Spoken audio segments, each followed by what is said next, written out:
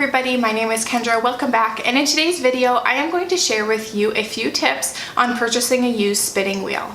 Now I understand that for a lot of people wanting to try out spinning, it's hard to kind of swallow the price of a new spinning wheel, especially when there are wheels out there that people are passing on, but it's also hard to know whether it is a good deal or not, as well as if it's even going to work for you.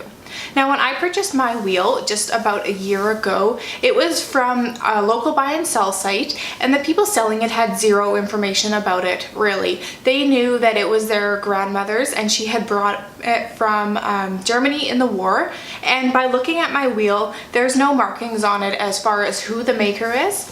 And so it's definitely kind of a gamble when you're going into something and you don't know any information versus even a seller who lists the brand or the maker, so you can do a little research before going to take a look at it and kind of understanding how it should work.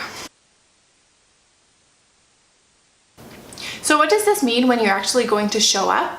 First of all, inspect the wheel and take a look if any of the wood has been damaged. Unless you are able to easily replace that piece, that can get fairly expensive quickly, especially if you don't know if it works or not and hasn't been used for a long time. So just visually take a look over, make sure the wood's not cracked, that there's nothing that looks really out of place.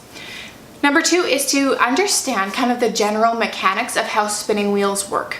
Now, this is a little bit broad and hard to kind of capture on what exactly you need to know, but I found it really helpful to go through a few different videos online of people using their wheels to kind of understand that even though different wheels are set up differently and the pieces look different, that when you're spinning you want to have, you have the treadle that moves the big wheel, and then you also have your bobbin and your flyer and all these other pieces that work together.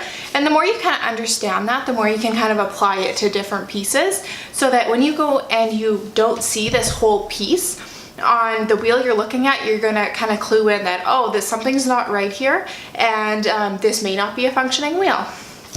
Next up, you want to consider what all it comes with and what could be replaced. So by that I mean some wheels that you may see listed for sale on used sites come with extra bobbins. Think about what that's worth to you. I don't have any extra bobbins, and so I know going in that I may never be able to replace them just because it is a custom size, or because I have some really talented people, say in my family, they may be able to help me with this. It's not a very complicated piece. However, because it is custom, it's not easily replaced. And this may not be the case if you're looking at a wheel or a maker that's still in business and you can buy replacement pieces for it. And you'll probably find that those brand name wheels are worth more money than kind of the no-name sort of version, even though they can both function well. They just have a different place. As far as things you may be able to replace, on my wheel here, it came with a leather drive band that was broken. And I knew that looking at it, and I don't have even a leather piece replaced on it.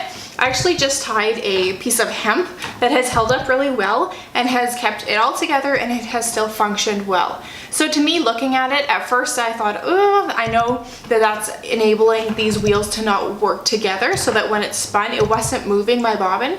However, it was really an easy fix. As soon as I got it home, I did try repairing the leather because it came with it, but it wasn't working very well. So this was my second way to try it out, and it has been working well for the last year, ever since that simple replacement was done.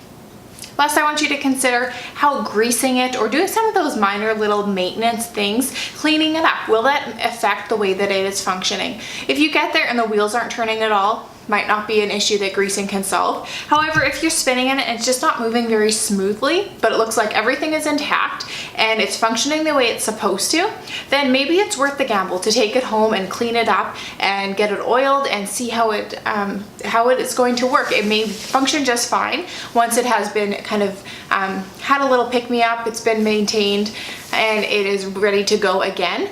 This wheel, for example, I was told it sat for a very long time before it came to me, and so I expected that it is going to take a little bit of time. It's going to take some cleaning, so I took it apart, cleaned all the pieces, and oiled it up, and it is amazing the difference that it made, just the one simple step in the process. All right, that's all I have today. I really hope that these few little things to think about when you're purchasing a used wheel are helpful to you. If you purchased a new wheel or a used wheel, please let me know what you're looking for and kind of some things that could help other people out if they stumble across this video and are looking to purchase a used wheel as well. I hope this kind of helps give you a little jump start in purchasing something used that you may not consider otherwise, and I really hope it works out well for you. Bye-bye.